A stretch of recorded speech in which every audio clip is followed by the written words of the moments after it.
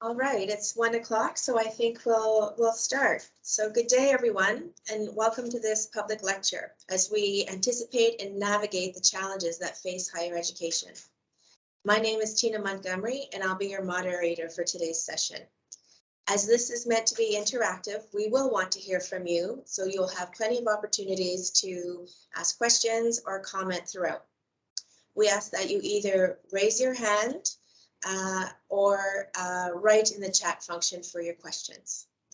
So without further delay, I'd like to invite Dr. Hamdan Al-Fazari, Sohar University's Vice Chancellor, to introduce our speaker. Thank you, Tina. Bismillahirrahmanirrahim. A very good morning or good afternoon, as it could be morning in some countries, and it could be afternoon in others.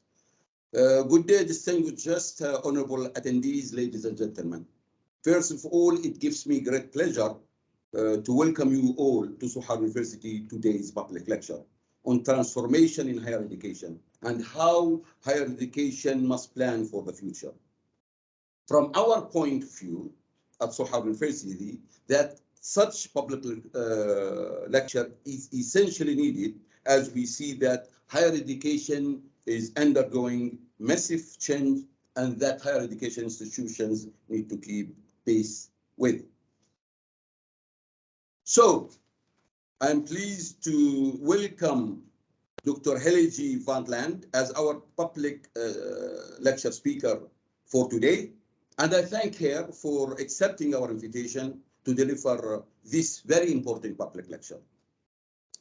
Dr. Hilligje van Land is the Secretary General of the Internationalization of Universities, IEU, comprised of more than 650 members in 130 countries around the world. She presents the IEU in various working groups and expert committees, including the Council of Europe, UNESCO, and the United Nations Advisory Board. Her bio is very long, with lots of achievements, and I'm not intending to go through it all. So once again, please join me to welcome Dr. van Land, and the floor is yours, Dr. van Land.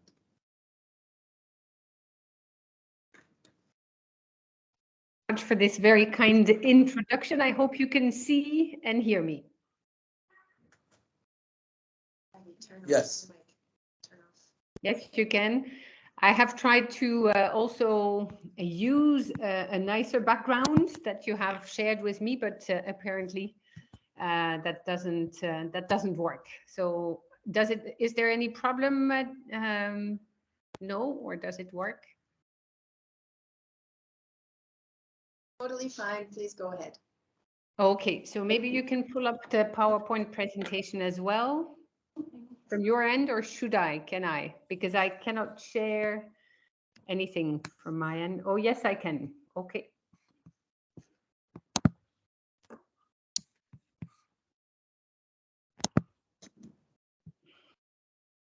We're in a technological era and still we're not very, it's not all very easy, I see. Can we share? She just sent it to me like 5 minutes ago. What if I send it to you, Ravi? Send it to public lecture.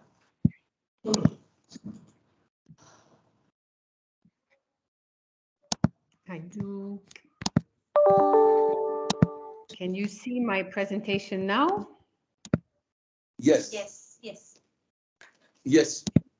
Yes. Very nice. Please go ahead. Okay, thank you.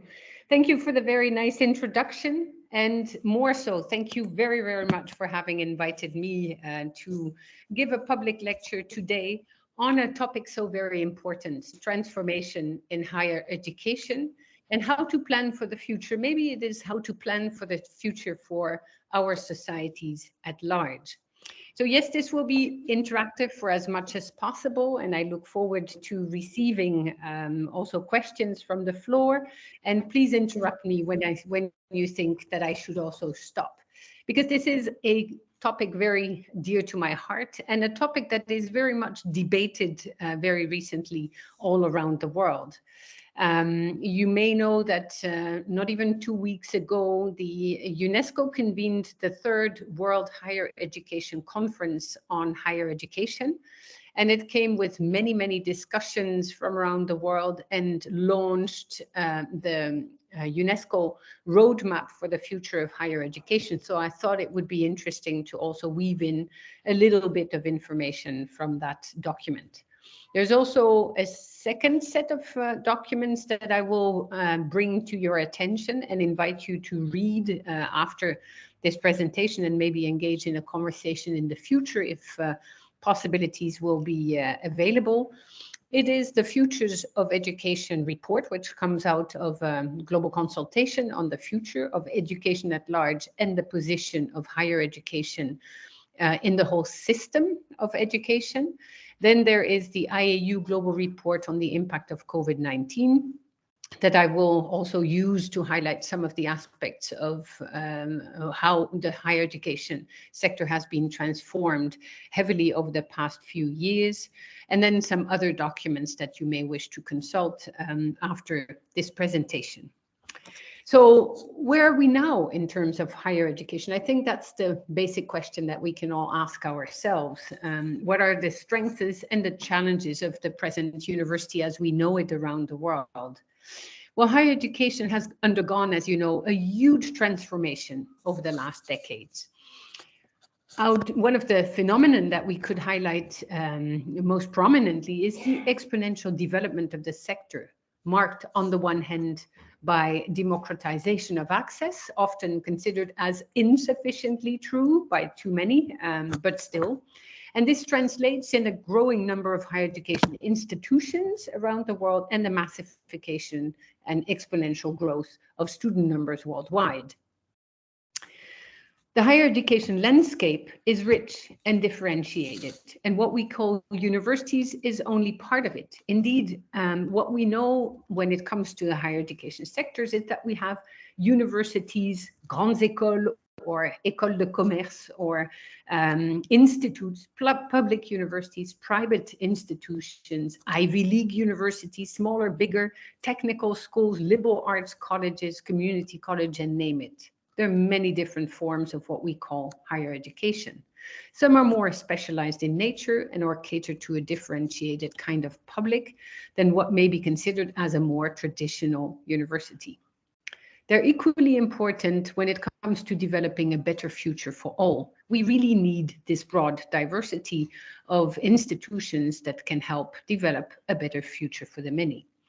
In the IAU UNESCO World Higher Education Database that the International Association of Universities developed since the early 1950s, also known as WED, we tried to actually map the higher education systems around the world to really explain how they operate and function. And we also list all the universities from around the world in order to give them a better place in the overall landscape and for universities to understand where the students they work with are coming from. The richness and the diversity of the higher education sector in countries, on continents, and between countries and continents around the world is clearly a strength. But at the same time, the huge number of universities and the frequency of appearance of new ones poses challenges of quality assessment, of assurance, and of recognition. As well, the current socio-economic and geopolitical situation is very much marked, of course, by COVID-19. It poses challenges as well to the financial sustainability of some of the universities around the world, and the expansion of higher education, which is so much needed to tailor to all the aspiring student numbers, might not be continued as is needed around the world.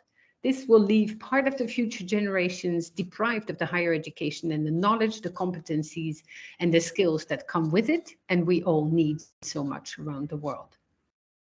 So let me dig deeper into a few of the global challenges, look at some of these impacts of the COVID-19, and then I will highlight a few resources that you may wish to consider reading, using in your own work to develop the kind of strategies ahead for the higher education sectors in your different countries.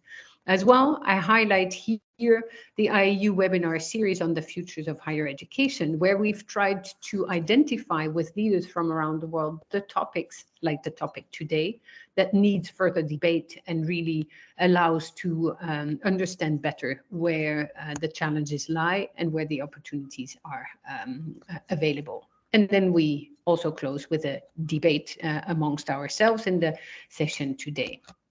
So global challenges, they are numerous. The universities are continuously evolving, also to keep pace with the changes around the world. You see them on the screen. There are generational changes of students and staff. There are changes in the labor market. There are changes at the geopolitical or economic level. There are cultural changes. There are changes that are beyond the control of the countries, or even, of course, beyond the control of the institutions themselves.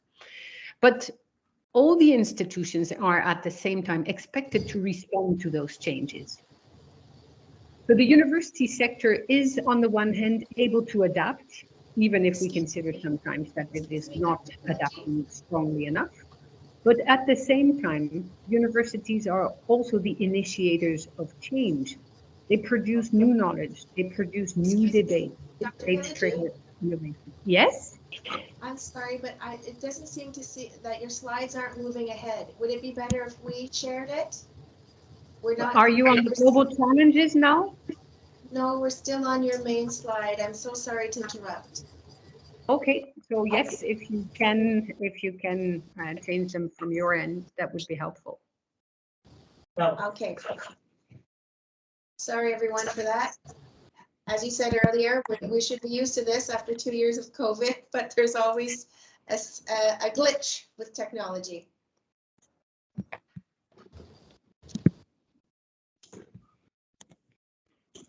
Just a moment.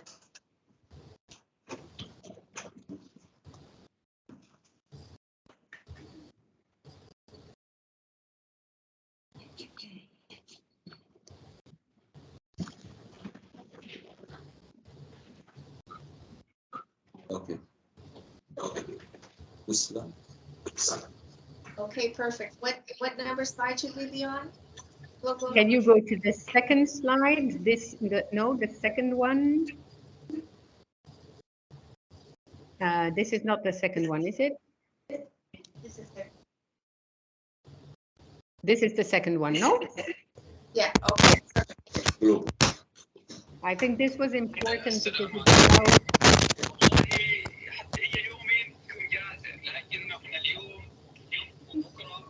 Is somebody else speaking, or should I just speak? Right, okay. Does it work now? Hello? Yes. Yes. Yes, okay. Yes, So okay. We're back. okay. And so these are some of the global challenges that everybody knows. And of course, the list could be unfortunately much longer, but this is just to highlight a few: the environmental challenges, the geopolitical tensions, which include persistent armed conflicts in far too many countries around the world, economic tensions, decline of democracy or populism, rise of extremisms, which are all part actually of the challenges that universities face, because universities are there to create the basis for better cohesion, and they're challenged all the time by these tensions that actually would lead countries to separate rather than coming together. So the future of higher education and international cooperation is constantly being challenged, and yet there are opportunities for cooperation that we see arise as well. So we can go to the next slide. So the transformation of, no, the previous one, please. Okay. So the universities are transforming, and that is, I hope, what you could hear from my initial start of the presentation, with the growth of the sector, the growth of the demand as well, the disparities in the sector, the need for further internationalization, yet the challenges to it, the funding approaches, and as well the challenges to accountability, grow in complexity of the sector, and the various impact of the challenges highlighted. So universities are important because they can help revise social and cultural norms, and they influence society at large. That is sometimes why, unfortunately, some governments do fear them and silence them. But at the same time, this is actually absolutely essential to develop the kind of society that we wish to develop, and where all the stakeholders are invited to define the future better together.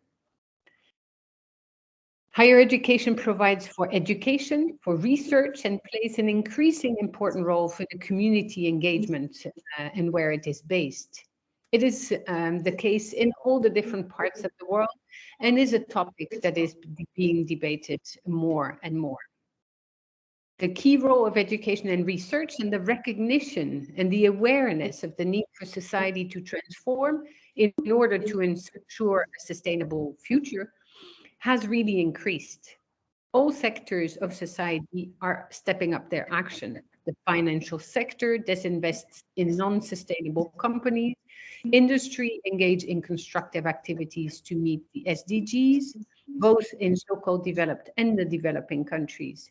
All sectors need new competencies and new skills. These competencies can be acquired in all disciplines through inter- and multidisciplinary approaches, through tech-driven studies, and throughout life. Public funding will need to better adapt to these needs and realities as a diversification of support to the sector is required, and support for all the disciplines is needed, from social sciences and humanities to the hard sciences. So universities, university associations, intergovernmental organizations, and in particular UNESCO or funding agencies increasingly recognize the need to invest in interdisciplinary research and cooperation, also with external stakeholders. They thus combine the local mission with the global responsibility. Governments have to step up their action and to equally support teaching and learning and research. Higher education needs support first from society at large, from politicians, and also from the funding schemes at global level. In brief, what are universities for? That is maybe the question that we need to ask when we think that it needs to be transformed. It needs to prepare for sustainable development. It needs to prepare for life as active citizens in open societies. It needs to ensure personal development for those who go through higher education. And it needs to ensure the development and maintenance of a broad and advanced knowledge base. So how do we see the future of higher education globally? There's no need to move the PPT yet. This is an intriguing and very complicated question. First of all, because nobody can predict the future. And second, because imagining possible scenarios for the future in the current context dominated by uncertainty due to COVID-19, armed conflicts, instability, is really complicated and bring with it a high risk of error. But what is sure is that universities have a long history and a rich tradition to build on. They have overcome crises all through their existence. They will overcome the current multifaceted crisis as well. Yet the pace of transformation may have changed. Universities were called to transform pre-pandemic, and they have transformed more radically through the current situation. So we have seen everywhere, and I'm sure in Oman and in the many countries where the participants are from, we see that the digital transformation of education and research has been at least 10 times more rapid than one would have expected not even 2 to 3 years ago. The digital transformation will definitely provide new tools to university, but its impact may be less transformative than predicted if we don't use technology to actually really transform the way in which we operate in universities. We need to transform the way in which we teach. We teach online in a different way than the way we teach face-to-face. We need to develop other ways of communicating about how a university operates. And as well, we need to make sure that we do research in a different manner as well. A second transformation is this urgency to address sustainable development. It is becoming higher and higher on the agendas of higher education, and it will become even more important in the years to come.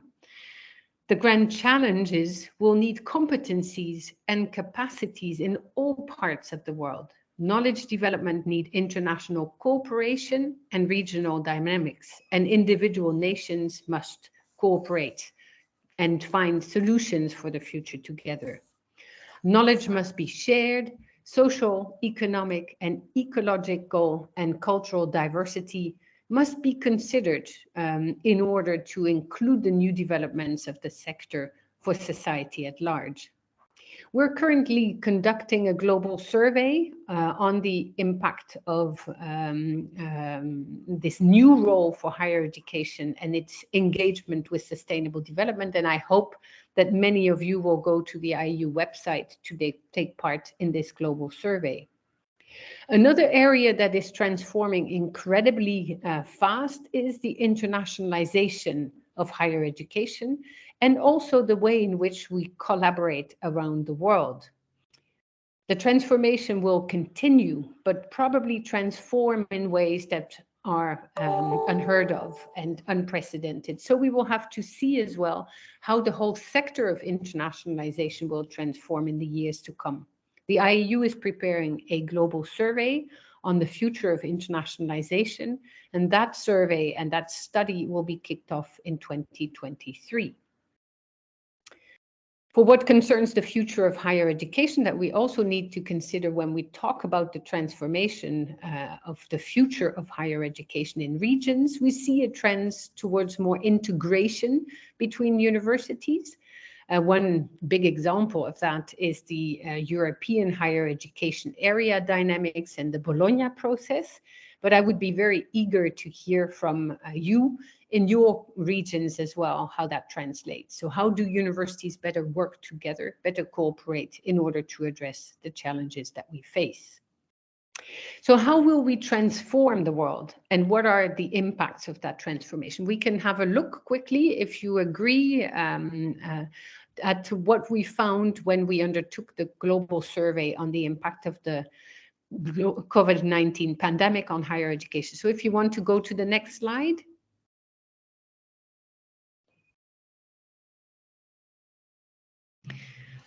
This is a survey that we conducted around the world. We had some 500 replies from 112 countries. And this was a study that allowed to look at what is happening in the different parts of the world. So if we go to the next slide, you can always read and download the report for free online. So next slide, please.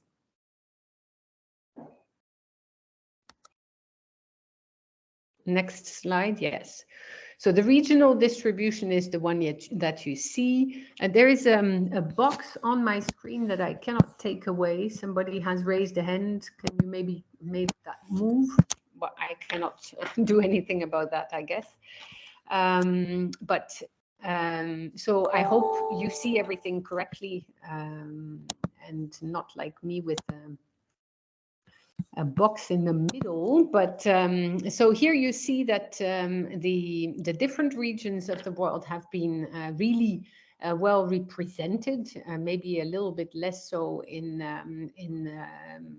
Asia, where we would have loved to have a bit more information even, or in the countries in the region around Oman.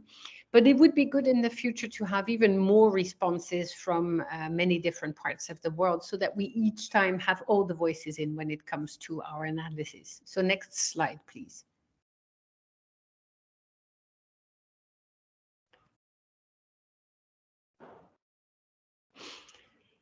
And the next one.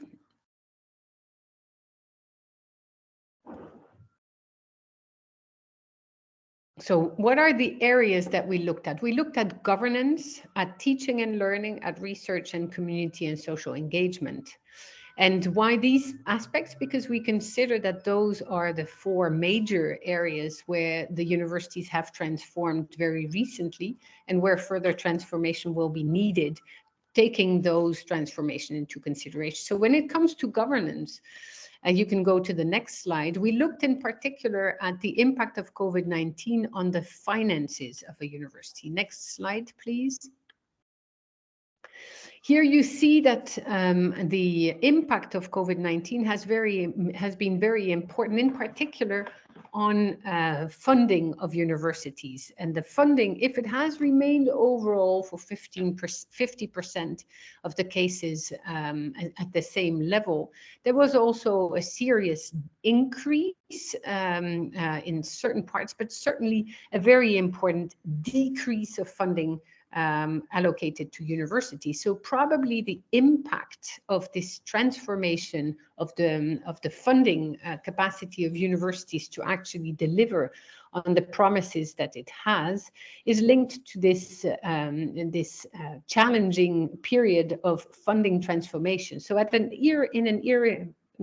age where we needed so much more funding to actually be able to respond to the demands of the higher education sector, there was a challenge there. So there was a challenge from public funding, there was a challenge as far as tuition fees were concerned, and we saw that in particular the private sector has been hit very hard by the pandemic. Next slide, please.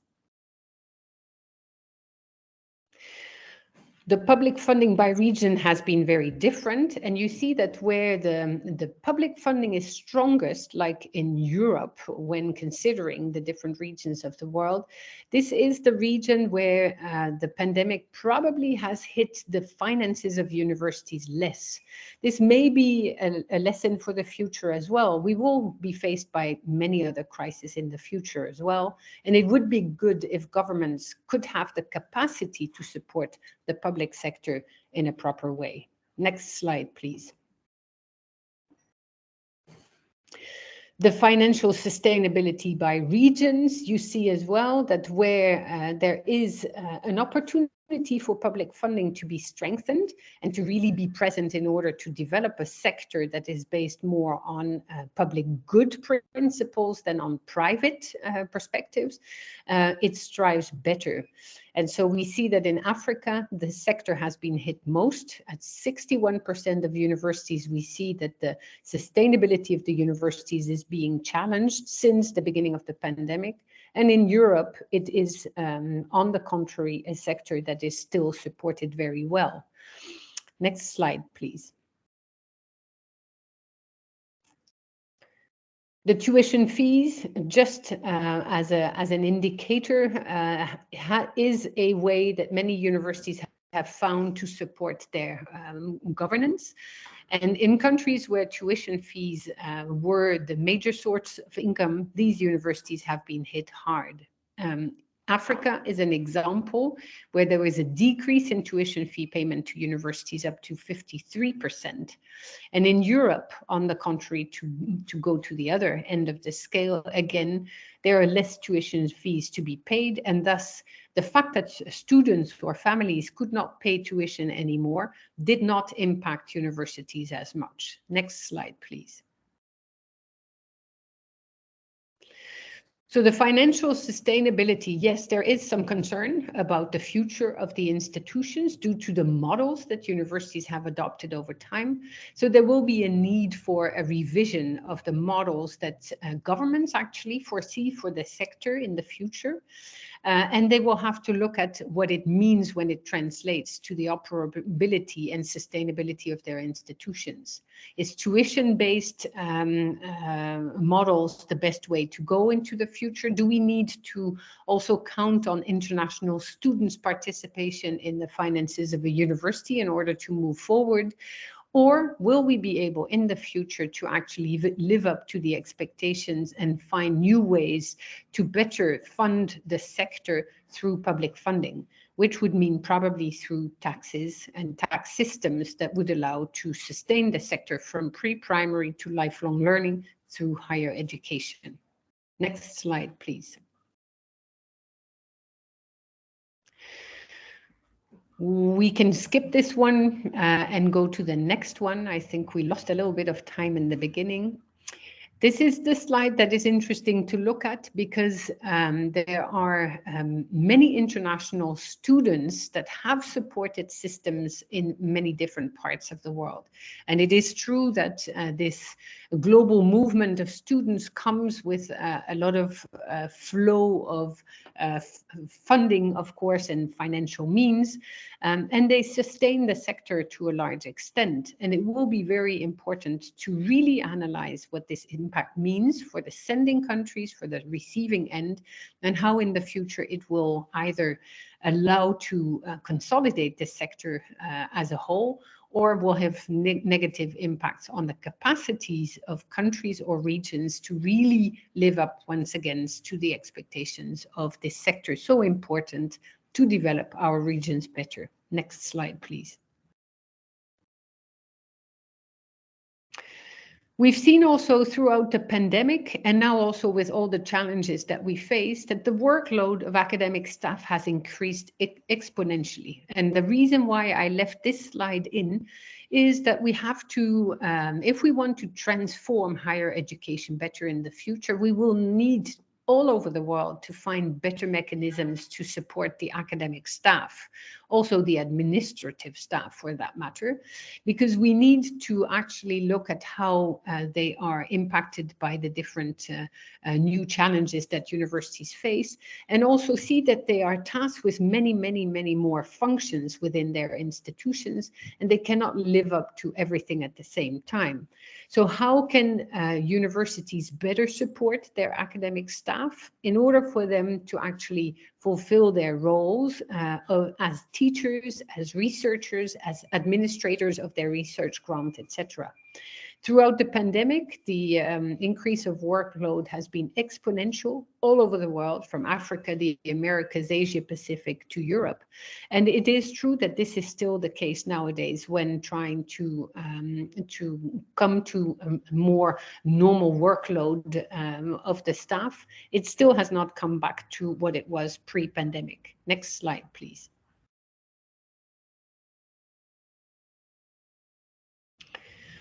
The shift to remote teaching and learning, and we experience the challenges here today, are also exponential. We've seen in all parts of the world where this shift has taken place in order to allow for continued education and continued research, yet it comes with many, many different challenges. And digitalization is not only a matter of technique, it is a matter of capacity, of pedagogies, of transformation, the way in which we teach and research and educate and even learn.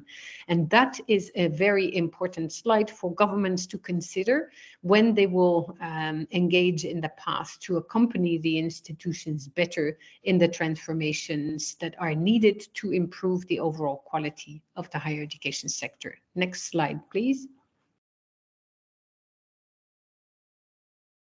Internationalization, likewise, has transformed over time. People are questioning themselves. I would, for instance, have loved to travel to Oman to be with you, to engage in a much broader conversation beyond the limits of a 1 hour on a screen.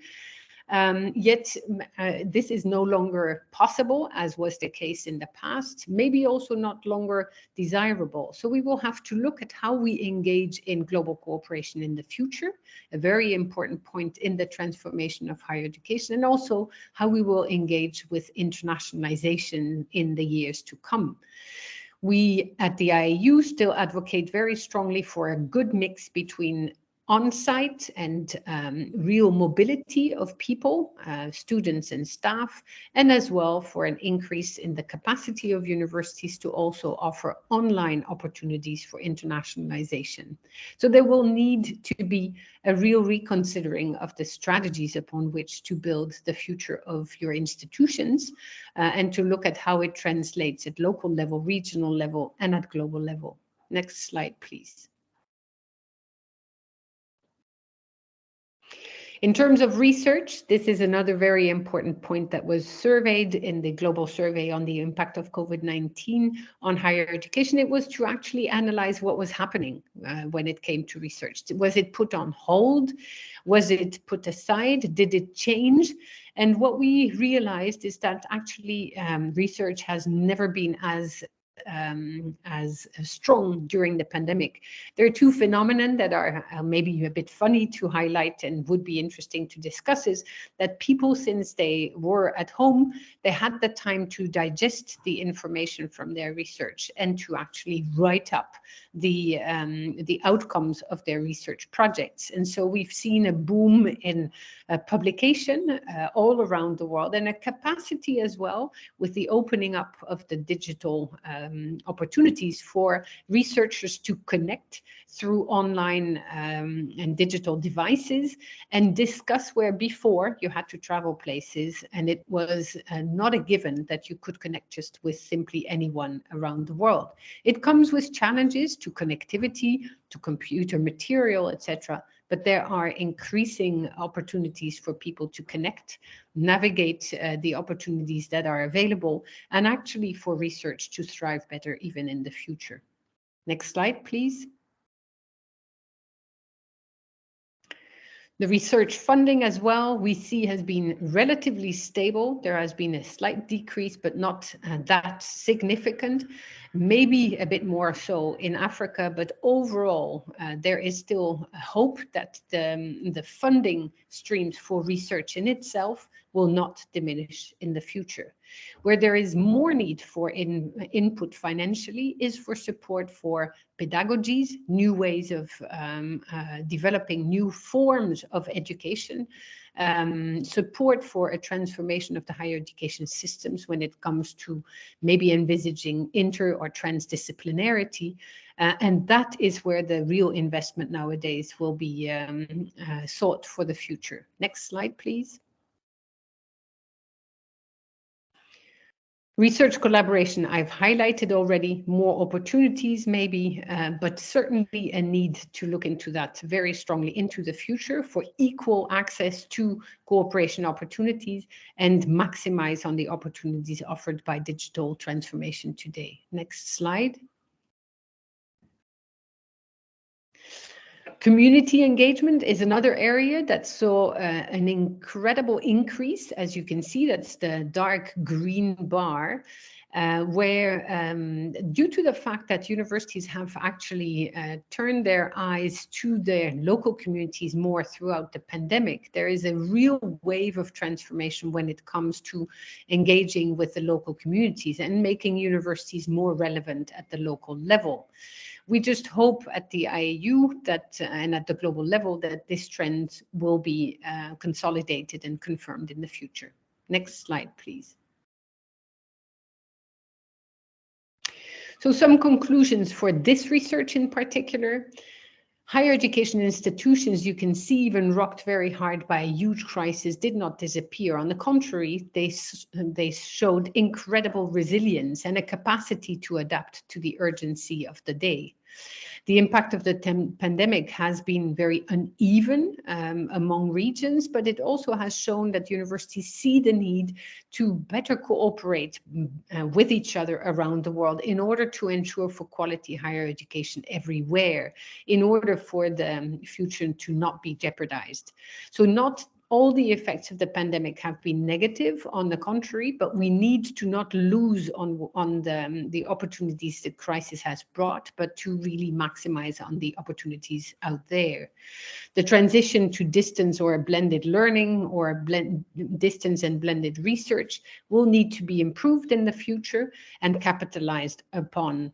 And so it's really important for universities to sit, dialogue at their institutional level, at government level, to see how in the future the universities can learn from this period of 2 to 3 years in which we have seen strong cooperation.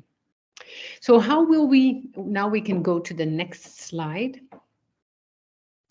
where I would like to highlight this publication that I invite you to read. So maybe after the presentation, you will be interested to look into the presentation once more and access the links that I have provided. With UNESCO and a group of experts from around the world, we have worked on the Futures of Education initiative and developed a global report on how to reimagine our futures together and what kind of a new social contract for education is required. That is a document that really highlights some of the topics that I will highlight in a minute, and then within the 2 or 3 minutes we can go to the debate. The next slide shows a next important document for you to consider when thinking about the transformation of higher education in your region. This one comes out of the UNESCO World Higher Education Conference 2022. It is the roadmap to 2050, and it is called Beyond Limits: New Ways to Reinvent Higher Education.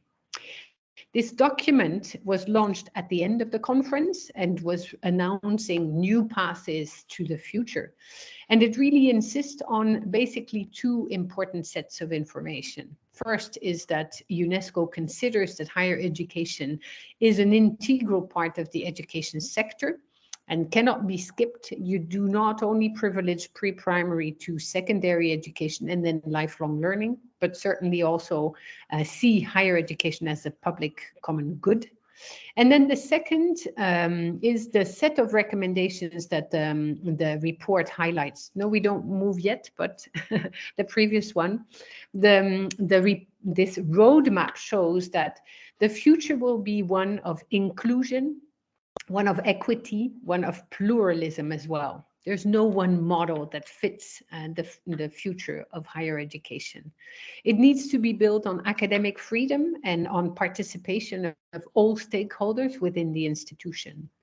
The future of higher education will be one of inquiry, of critical thinking, of creativity, very important to really also match the different disciplines within. It will be one of integrity and ethics if we want to succeed. It will have a commitment to sustainability and social responsibility, and it advocates for excellence through cooperation and not competition around the world. And finally, it also advocates for excellence through complementarity of education systems and institutions in countries, in regions, and at the global level. So this is a very interesting roadmap that is actually a working document still, that every region of the world is invited to discuss and debate in order to come up with some recommendations for improvement, since this document will be finalized over the next few months and launched in 2023 officially in its final version. So I think I would like to stop here for now, just provide you with a glimpse to the to the next slide and the last one, and then maybe open for debate. So the next one is for you to read, access online as well. It provides for some 40 papers from higher education leaders around the world, thinking about how to reimagine higher education, even asking themselves if it is needed to reimagine it, and then if so, how.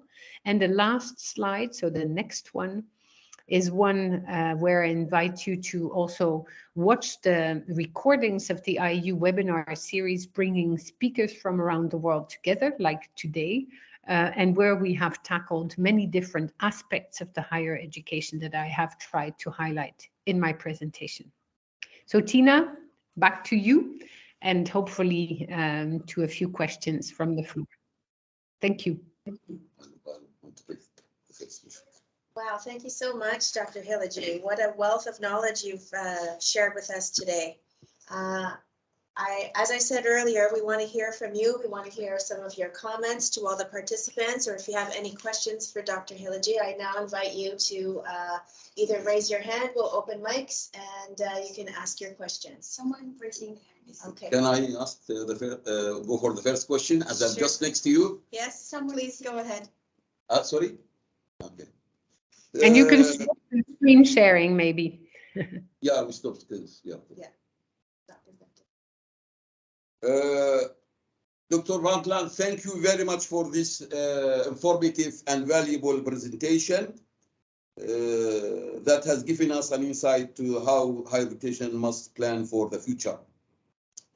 However, my first question is, do you think that due to the rapid advancement of knowledge, because the knowledge is advancing very, very rapid, this could lead to some of the higher education institutions not able to cope with the rapid advancement, and this maybe will lead, lead to some of these institutions to be out of the market? Or, I'll put it in short, how much will this affect higher education institutions? Thank you so much. Do you want to take a few questions at the same time, or shall I respond to this one first? Well, take one more. Take one more. Okay, we'll take one more. We'll open the mic for Mr. Probir Benadry. Please go ahead and ask your question. You have to unmute.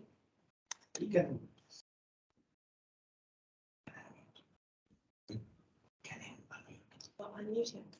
You are muted here, but you mute and Mr. Probir, are you ready to ask your question?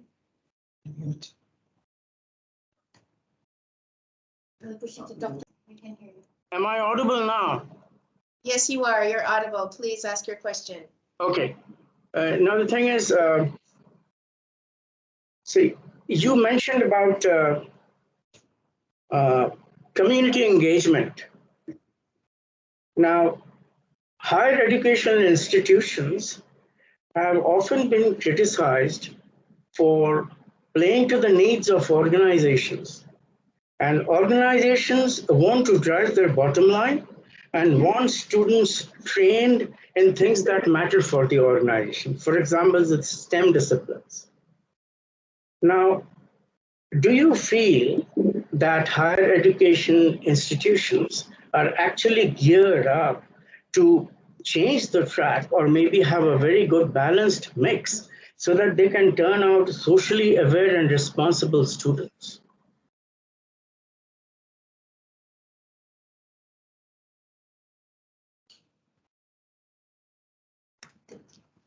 All right, Dr. Hilligje, can you go by answering those two questions?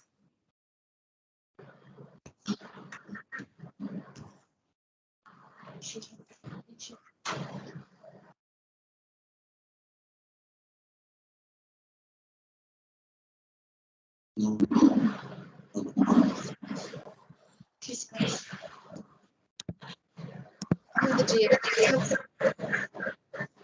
Apologies, the internet is not stable in Paris. Oh dear. Did you get that question? Did you hear the question in full? No, can you repeat the question by Dr. Sohar University? Yeah, ask them to repeat. Should I repeat? Yes. Yes, Yes, please. please. Okay, basically, what I'm trying to say is that higher educational institutions, am I audible? Can you hear me, ma'am? Yes, I can. Okay, so higher education institutions have often been criticized for playing to the needs of the organizations. And organizations actually want students who can drive their bottom line. They are looking for people skilled in the STEM disciplines. Now, do you feel that these higher education institutions are actually geared and equipped to change track, or maybe move at a balanced delivery of education that also caters to the need of the community? You mentioned community engagement. So can teaching actually help students to also become socially aware students? This is a good question, actually. And combined with the previous one, so indeed how to move away from STEM specifically geared higher education towards something broader. And also the other question on the rapid advancement of knowledge, and is it possible for universities to keep up with this knowledge development? So let me take the two questions quickly in order to also facilitate other questions. I think that the development of knowledge is indeed incredibly fast, and there are many opportunities to learn more and from various parts of the world. And this is not a problem, I would say, not a challenge either. I think that what universities should be able to do in the future is to also allow for the communities coming to universities to help shape this broad knowledge base and adapt to this wealth of information that is coming. Of course, if professors and the academic staff is not supported well, in order for them to also have free time to keep up with the pace of the transformation of knowledge and development of knowledge, then we have a problem. And that is why it is so important that the academic community is given due consideration in the enormous task that is ahead of us and ahead of them. They need to have the time and the quality time to continuously upgrade their information, be up and on par with the developments that are out there. Similarly, your question, Dr. Banerjee, is a very important one. We've been advocated for a long time for a move away from the STEM dynamics and perspectives on higher education, STEM, to add two letters. The first one is the A, as you know. It is to develop STEM into STEAM, the science, technology, engineering, the arts as well, and mathematics, because that is absolutely essential to create and generate this broad-based sense of information that people need to develop into these citizens that are so much needed to develop the kind of societies in which we all wish to thrive. And then we've also suggested to add an E before in order for the word STEM to transform into esteem, because it is education and education that we need. We do not want only the provision or the sharing of technical skills, but we want competencies, the broad base for an individual to develop. But this is a conversation that universities need to have with their governments in order to advocate for a different kind of higher education. Because information or transformation is bottom up and top down, but it is the two that actually will allow to develop a different kind of higher education everywhere. Okay, all right, excellent. Now I also see Dr. Mohammed Shafiuddin has his hand up. Can you please ask your question?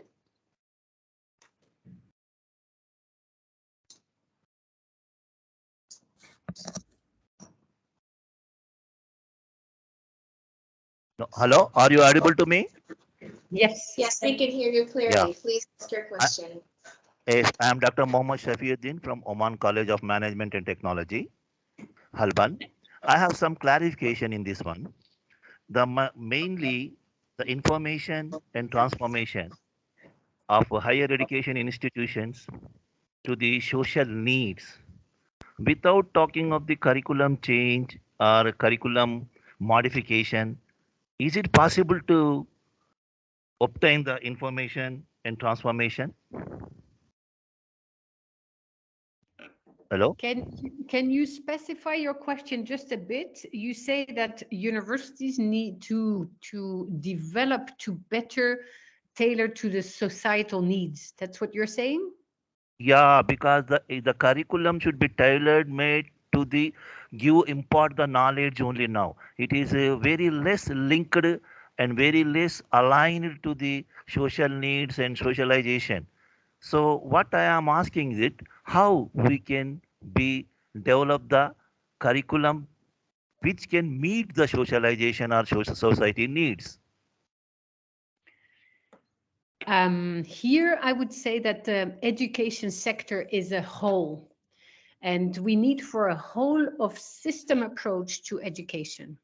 So if the pre-primary, primary, secondary levels are better funded in itself, and they have this capacity to actually develop this better understanding and link between education and society, that's where I would start everywhere around the world. This will lead to developing the kind of students that within the institution will be interested to make a better connection between what they actually are learning in disciplines, what they're learning through interdisciplinary and transdisciplinary approaches as well, that universities have to put in place in order for them to have a better capacity to address the challenges that societies are facing at local, national, and global level. So we are, I believe, if I understand your question correct, in need of a balance between very highly qualified and highly disciplinary approaches to certain issues. We need people who are absolutely experts in their disciplines, but we need for them to have space and time in their studies to really understand how that translates to society. Because we need to use this opportunity for this phase of the development of our thinkers for today and for tomorrow, to have the understanding of the world through disciplines and through a social engagement as well. And that is what the future will demand from universities to do better. I don't know if I replied to your question. Yeah, most of the things are connected. Thank you very much. Professor Taki. Oh, I know. Okay, Professor Taki, you're next. Please ask your question. Thank you very much for this great opportunity. My question is to do really with our graduates. They go to the industry, and the demand of the industry after the COVID is being changed in terms of the skills, hard skills, soft skills, technological skills. The biggest challenge there, developing new curriculum takes long time and a lot of approval. How do you see the future of higher education and the link with the job providers? Yeah, I love your question. I think it's a beautiful and very important one. This link between the hard skills, the soft skills, the technical skills, and the disciplinary understanding also. It is true that it is difficult to change the curriculum overnight. That's not possible. But what is also not desirable is to tailor the curriculum to the needs of the market of today, because the market changes all the time. As you say yourself, due to COVID, the market has transformed and the needs of the industry have as well. I think that already, again, if we have a whole of system approach to education, we can already transform the education at the school levels in order to educate the students in this flexibility. I think we will need more flexibility, more creativity for the future. We need people with a mindset, well-educated, well-rounded, curious, creative, that will allow them to be adaptive to the new needs of the market. The industry is not everything. The industry itself is bound to change very rapidly. What we certainly need is to create sufficiently intelligent in the pure sense of the word, of citizens who will find their own way in the world of work. So they will go to the industry, they will go to other sides, they will go to administration, but they will be the change makers of the future. And we have to trust in them that they will find the resources in the education that is given to them of different kinds of quality, but and different kinds of approaches. But still, with this opening up to the curiosity-driven kind of education for themselves. So for that, we need an equitable and well-funded and sustainable access to higher education. We need a holistic student learning experience. We need to improve the places of learning. We need to improve the quality of the learning experience of students so that they see what it is for, that they understand that they have a role to play in society. We need to foster a lot of more attention to inter and transdisciplinarity, because that will allow the disciplines to cross-feed each other and improve their capacity to better address the challenges that you just highlight. Then we need for an integrated system with a diversity of programs that will allow to address the first question asked about this rapid advancement of knowledge. When the disciplines talk to themselves, they learn from each other and they develop faster. And we need also to offer an opportunity for lifelong learning through universities. So people who will come into the university as renewed students, those who come from the industry, come into the classes, they will blend with the others, and there will be this ongoing conversations on what you have to learn, how you learn it, challenging each other in a creative and very constructive way. For that, I would believe that maybe for the time being, what we need more than to change the curriculum is to really change the way in which the academics have the opportunity to engage with the disciplines in which they teach, what they teach, and what they teach it for. So for lifelong learning, for them as well. And then I think that through deepened global conversations between everyone around the world, we will find the best ways for each higher education systems in country to develop to the targets of their own society. It's a bit idealistic, but it is not impossible. Okay, there's one last question over here. Thank you, Doctor. Can you hear me? Yes. Yes, okay. I'm Ghassan Al-Kindi from Sohar University. My question is regarding research to commercialization. And as according to what you presented, the pandemic has given us good opportunity for collaboration, more papers published, etc. And that's good. Some products that we have seen in the medicine or medical area to support, or medical parts to support the health sector. But in general, what is the effect of the pandemic on converting research into commercial stage? That's again a brilliant question. The commercialization of the research outputs is one that universities and governments actually have asked for, because it's a revenue stream. That's basically what you're also, I believe, our industry with which the university is working. So there is this very important need for universities to keep their independence. So when they work with the world of work, with the industry at large, so in particular in the health sector, with pharmaceutical industries, etc., it is very important for the universities to valorize the work that they do, not underdo it for the commercial side of things, and really see that the universities are undeniably the key sector where innovation will take place.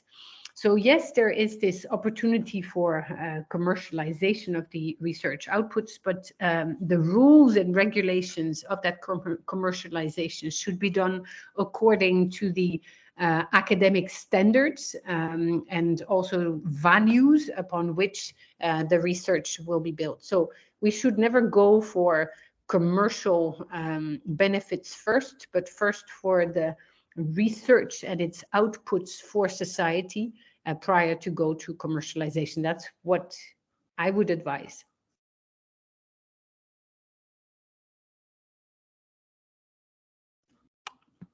Okay, I think we come to the end, and I would like to thank all the honorable attendees who have participated in this very informative, useful public lecture.